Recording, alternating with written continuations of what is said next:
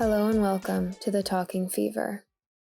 As someone who's mostly kept to themselves, my deepest yearning has always been to express the thoughts, feelings, and ideas trapped in my head in order to facilitate real human connection. Through the Talking Fever, a somewhat diary-style podcast, I simply talk about what it's like to be human. I'm a real person, not a teacher, not a counselor, not a healer, or what have you. Just a person addressing and experiencing these topics in real time, sharing stories of my own personal growth even while I'm still going through it. Together, we explore the emotional body, the mental body, the inside of ourselves, and what lies beyond us. Together, we embrace the call of our truest nature and walk the path that leads us to the home within ourselves. Thank you for tuning in to another episode of The Talking Fever. It is November 20th, and today felt like a heavy day, a dense day in the brain. Thinking about somebody I always think about every day, all day, thinking about all the things that could happen or not happen or should happen or shouldn't happen and blah, blah, blah, blah, blah, you know. And that was most of my day. I went to work, quiet at work. Lots of things broke at work. Two things broke at work. One was a mirror, so maybe that means something. I don't know.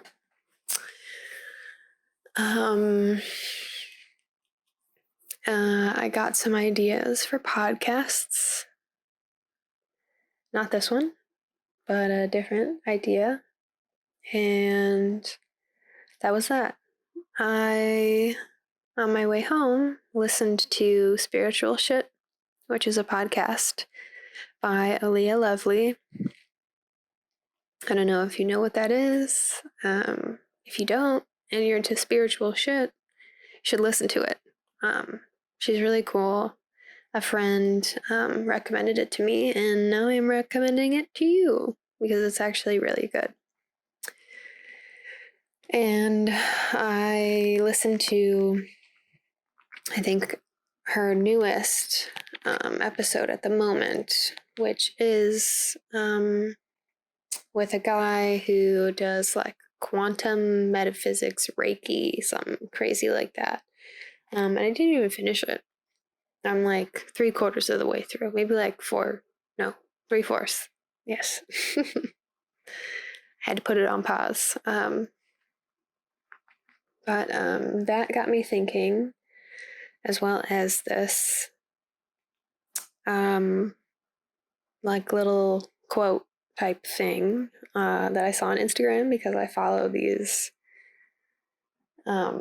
semi-spiritual kind of like self-help pages and people, right? And it just got me thinking, like, if you're into spiritual anything, you know, vibration and energy is something that is talked about a lot. And something that is so emphasized a lot is how you have to keep your vibration high, have high vibes, right? In order to manifest or in order to get what you want, right? Like, really, you have to be in this positive, open, receptive mindset. And you have to maintain it. Even though, like, I think a lot of people, at least people that I listen to, they don't say, like, you have to be happy all the time because that's not real. But when you're low, when you're down, when you're sad, you have to be okay with that. You can't resist. I think resistance is the thing that comes up a lot. If you're feeling sad, you're feeling down, you're feeling low, it's not resisting it. The point isn't to reject it. It isn't to beat yourself up for it. It is to accept it. It is to acknowledge it. It is to acknowledge it and let it pass, let it be where it is. Let you be where you are, which isn't always going to be in happy land, right? And everything's great. I feel connected to the world. I feel love from all sources. All that good sunshine, sparkly, whatever, right? It just isn't like that all the time. And for a lot of people, it's not like that most of the time. So this brings me back to thinking about, how do you maintain that? How do you get there? Because I know that I've been there before and things have come into my life.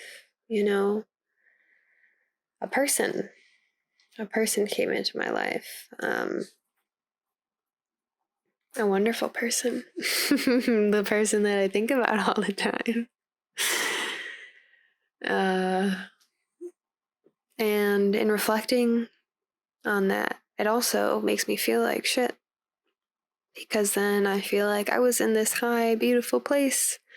And then I met this person and it was so great and it was so divine. And then all of a sudden my energy crashed and I became low vibes. And then everything went down with it. And that thought really sends me in a loop, or through a loop, whatever that is. It does that. And then I just kind of spiral down this, oh no, what did I do? What a mistake, like what happened? And it's not good. And I don't totally understand it, because there were a lot of different forces fighting me, and I wasn't, I guess, prioritizing the thing that was making me the happiest and supporting me the most. And I let a lot of fear and anxiety come up. But I also am just an anxious person, so I let it come up, but then I also denied it when it came up. I didn't let it be real. I didn't share it when it came up. I tried to force it back down. I tried to pretend it wasn't there, and then I tried to go even harder in his direction. And then I would panic. And that's where a lot of the conflict came from. And that repeated over and over until it ended. So that's just that's a thought. And when I'm in a mood, in a sad mood, it's a very sad, sad thought. But right now, I feel good. I feel good because of the podcast that I listened to, and I feel good because of the thing that I read. And then almost magically, it seemed like all of the dense, heavy, cloudy mind feeling just was gone, And my mind kind of felt empty, clear, like nothing's going through it. And I felt present, really instantaneously. And I think it has a lot to do with this quote that I found, which, you know what, I'm gonna read.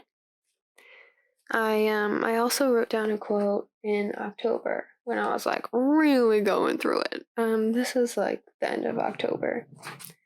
This I found, and all the quotes are dated. And this October quote was from the 21st. And this November quote is from the 20th.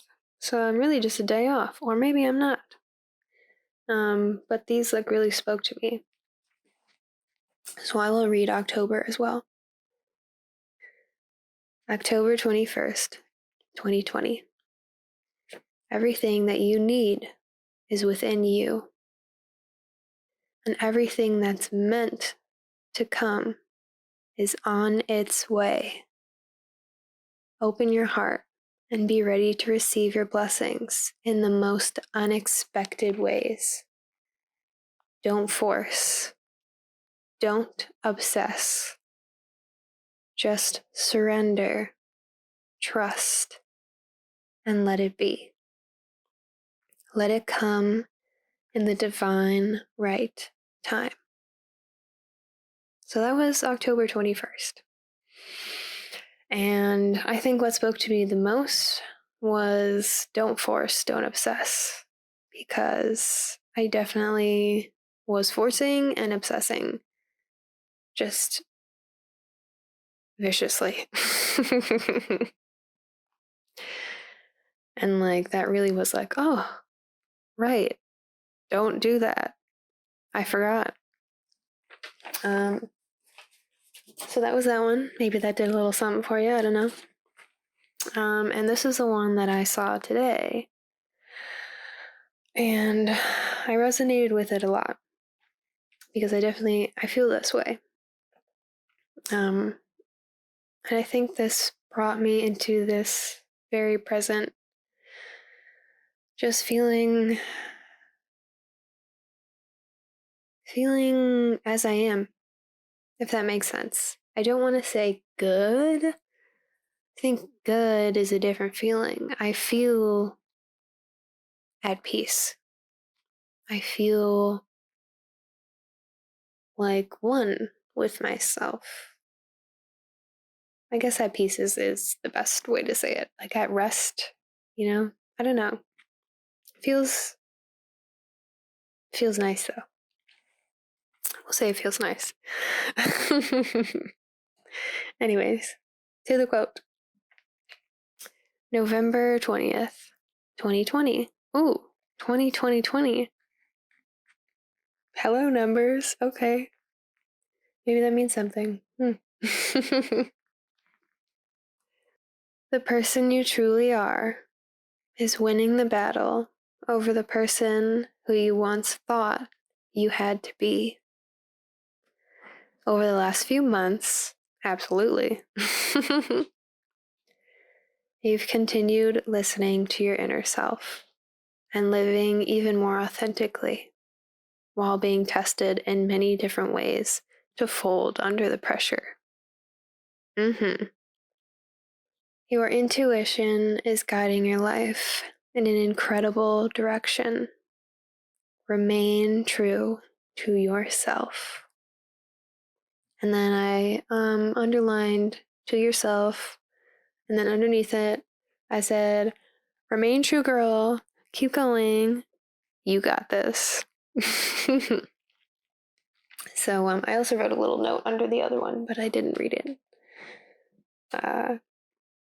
But yeah, I do this, and I keep them by my bedside. And I know the one in October I used to read like every morning for a little bit of time. Like a week. I read it like about every morning for a week, and then every few days when I felt like I needed it. And so I'm going to put this one on my bedside. I'm going to look at it and I'm going to read it and I'm going to be like, yes, remember. Because we forget. I forget a lot. I forget just about everything usually. Maybe I should stop telling myself that. So I can stop forgetting. I don't know. But I forget. And so with this quote and this podcast and this question, which I wrote down, let me read it formally. Formally? Let me read it formally. How do you maintain a high vibration? How do you keep believing in yourself? How do you believe in yourself when it feels like no one and nothing else does? How do you believe in the good? How do you keep shining? So I had all these questions now. Because this is definitely something that I'm trying to get better at, that I'm trying to be able to maintain. It's something that I'm reaching towards, I'm working towards. And to be quite honest with you, it made me think of the person I always think about. Which I might have already said that before, but it did, because he was great at it, at least as far as I knew. Um, he is. He was. He is very purposeful. And he doesn't give up, And he always believes in the good. And especially with me, he believed, like he really did. And yeah, he's like very much so a light that never stops shining. And he believes in himself a lot. um, at least from the outside. I guess I don't really know the inside. But it does seem as though he's always shining and never giving up. And I'd like to say that I try. I do try. I never stop trying. Not to get to the bottom of me, anyways. To stop healing or growing. I'm always trying to do that. To get closer to myself. To heal. To get closer to my purpose. Or what I really truly want. My authentic self. That's the journey that I'm on. And I think that's the journey that we're all on, in a way. And not so much a journey rather than a homecoming, because a journey, I'd say, when you say it, you think of going out on a quest, with checkpoints or goals and little tasks that get you somewhere else, right? Somewhere away, somewhere you have to find and discover, hidden away in an enchanted forest or a deep, dark cave with magical waters and a shiny, crystal, floaty, sparkly thing,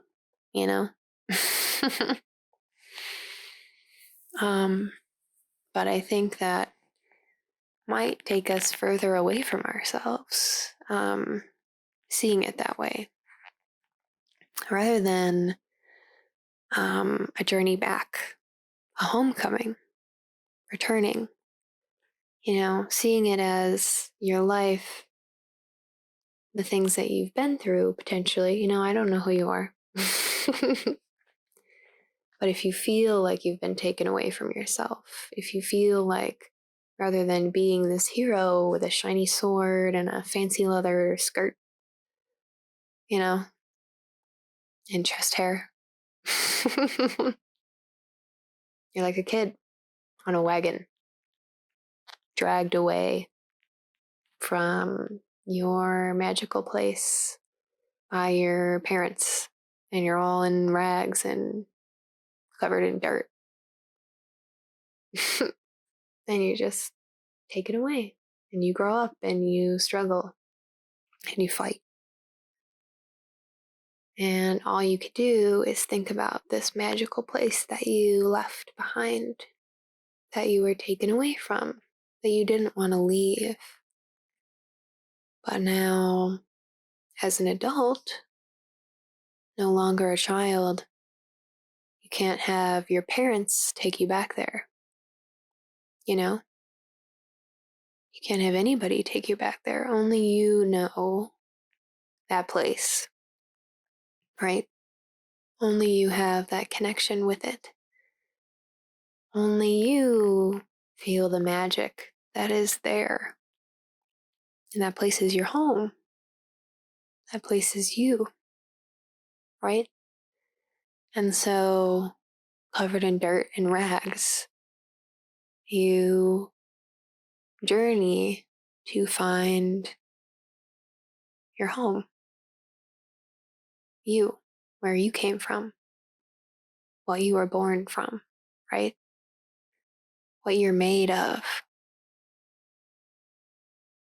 I think that's like the real journey. And it might take you away from your family.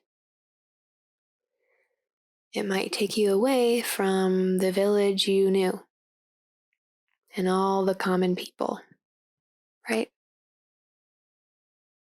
It might take you away from the home that was made for you, built for you, established for you, set up for you to exist within that, right? To be the baker, to be the farmer,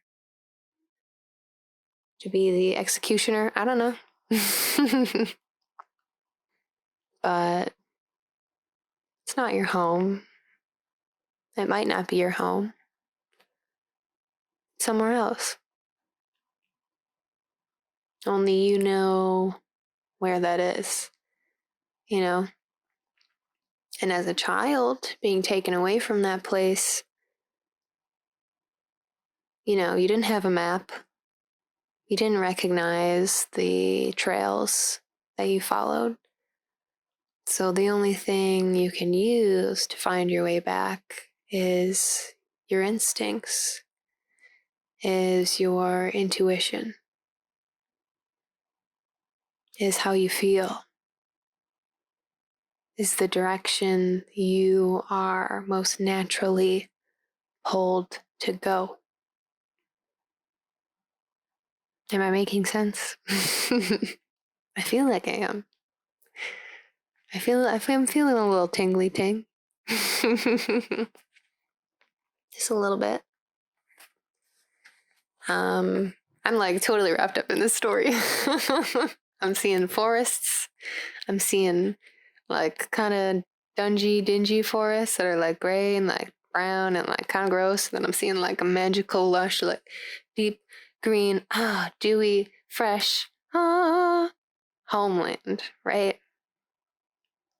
That's what we want. That's us. That's our deepest, most truest self. And that's, I think, where that high vibration takes us, brings us closer to. And believing in ourselves that we can make it there, that we can keep going no matter what crosses our path, that we will survive it, right? Bears, bandits, another B word, whatever. You know what I mean, though, right? And it's not easy, especially depending on how far away you were pulled from that. And maybe you were told that that place is shameful. That place is something to be embarrassed of, guilty for wanting, sinful, maybe. Maybe you were taken away from that place for your own good, right? In quotations, for your own good. Maybe that place wasn't realistic enough, or too wild and uncontrollable. Not meaning that we should all act in chaos, but I mean that other people couldn't control you in that place, right? They took you from your own personal kingdom and put you in theirs so they could rule. I'm really going on this this mythology here. I'm liking it. I like it. It's my thing. I like that. But hopefully, we understand what I'm talking about, right? What I'm alluding to. So, how do we make it back there? I think by believing that we can in the first place and then intending to go, right? Saying, I can do this and I'm going to. I'm going to. I am today, tomorrow, the next day, every day, for the rest of my life. Because what else are you going to do in your life? You know? Live outside of that magical place forever? Keep yourself away from it? No. You can have it. It's already there. It exists because you exist. You exist. And therefore, you exist. You, outside of everything else that has been placed upon you, that has dictated your decisions or your actions, any behaviors, coping mechanisms, survival tactics that you learned on top of that from being taken away, from not being allowed to play there, to explore there, to live there, to be accepted there. That's where you want to be. That's where you are. It's who you are. It's not easy to unlearn these things. At least it doesn't feel easy. Because there's so much going on outside. So much going on. And with other people. And other people are really, really good at making us feel ashamed for wanting to go there. Especially if it has anything to do with leaving them. Or just taking a break. You know? Just going off and exploring your own life for a little while. Especially when it's your family. It can be difficult.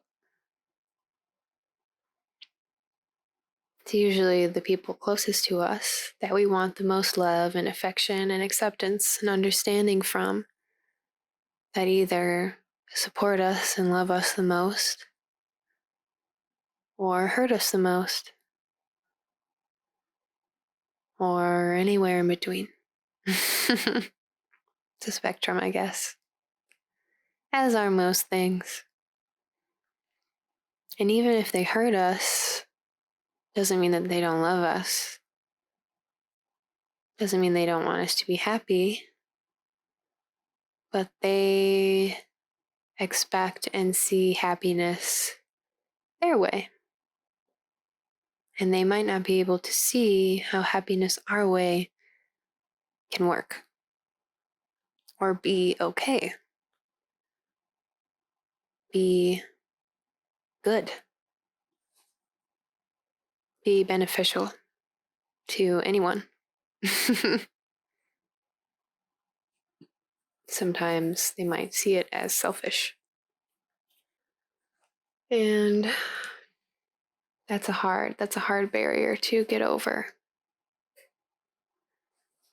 Somebody makes you feel selfish for just wanting something else, you know, to be somewhere else, to explore somewhere else,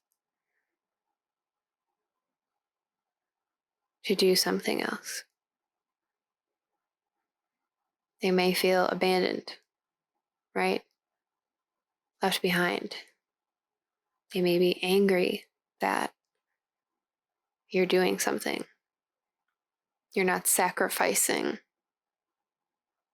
as much as they sacrificed, or they feel like they sacrificed. When yes, they probably did sacrifice a lot of themselves, which is why they're so angry in the first place. They sacrificed a lot. And instead of being able to reflect and not want you to do the same thing, they rather feel like you owe them the same thing. It's a whole thing. It's probably a different topic. But let's get back on topic. We're talking about learning how to maintain. We'll put maintain in quotations because life is still life. You're still human. Everything is happening at the same time. Time is an illusion, blah, blah, blah, blah, blah.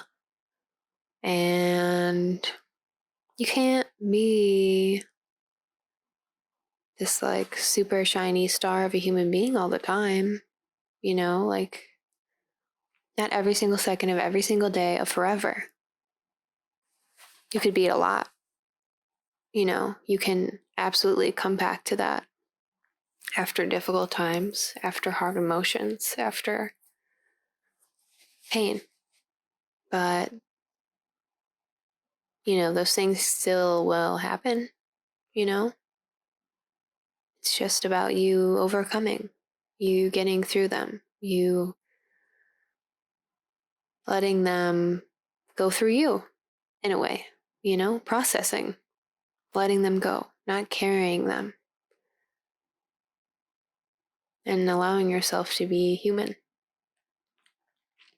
you know, not rejecting sadness that you feel, but rather feeling it, which is really hard and might get you in depression territory. It did for me. It did for me. But I will say, for years and years of depression, this is the first year, this is the first winter that I haven't been depressed, shockingly. And I usually am for most of the year. Like September to March is usually just very low, low, low, low, low, low. And every depression is different, right? I've had ones that are worse than others, ones that feel lower, harder to deal with, more painful, ones that feel more empty, you know? But they're changing now, and the inside of me is changing. And it takes time, you know? I've been on this whole little homecoming thing, probably since about 18. When I had this like moment of realization in my bed, and I was just like, I'm sad and I don't do anything and I want to do so much. And I hate it. And this can't be all there is. And I'm going to try to find something else. I'm going to try. I'm going to try every day. I'm never going to stop trying because I don't want this anymore. And that was a great moment. I mean, I was still really sad in that moment. Like, it was not like, you know, magical and beautiful and glowing. It wasn't like that. And the years afterwards weren't like that. There were mostly sad days, you know, and lots of lessons learned, lots of heartache, lots of stuff, you know. Friends, no friends. Love, no love. Feeling taken advantage of. Losing all my money. Subjecting myself to a roach-infested apartment for a year. Just because I wanted to get out of my parents' house. And if the apartment wasn't so gross, I would have been great, probably. I mean, it was one of my worst depressions there. Yeah. But, I had to get out, and I don't regret it, but I stayed there for too long. I held on for too long. I didn't want to get out.